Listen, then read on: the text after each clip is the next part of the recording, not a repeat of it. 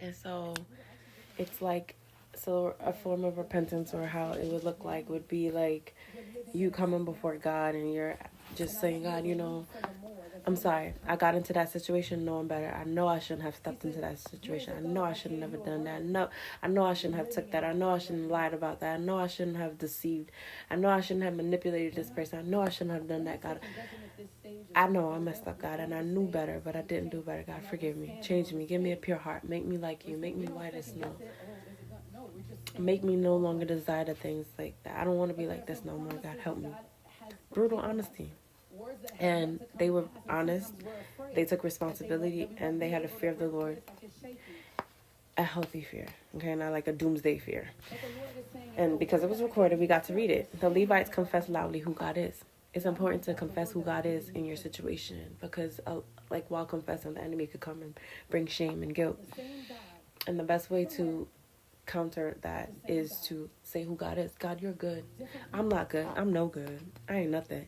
But with you, I'm everything. God, in you, I'm everything, because you are good. You're awesome. You're holy. You're mighty. You're all-knowing and all-seeing and all-wise, God. You are faithful, God. I'm not faithful, but you are faithful, God. Help me, God. I want to be like you. And then you begin to confess who God is. It shifts the atmosphere. It invites God's holiness. He inhabits the praises of his people. So it starts with acknowledging God in all of our ways, and he shall direct our paths. Proverbs 3 verses 5. It keeps us from hiding, and it reminds us of it. It reminds us of his mercy, right? Remember their forefathers, they refused to obey. They were stubborn, and for every failure they had, God's mercy showed up every time. Can you think about that?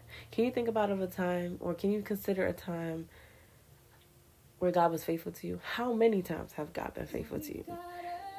What's the testimony of your life?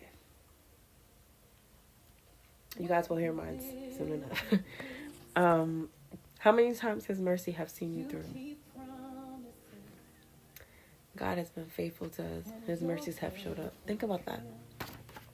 So the confession of the Jews took a new spin, and they remembered God's forgiveness after confessing their sins, and how they called on God's compassions one more time, and he came through. The Israelites began to ask for help. God, help me. Help me. They asked God for help. Don't let our hardships seem little to you, O Lord. That was one of their true cries. And God kept his covenant, which is a promise. He kept his promise, and he never broke a word. What promise has God never broke to you or kept for you? He would be their God, and they would be his people. It's like they got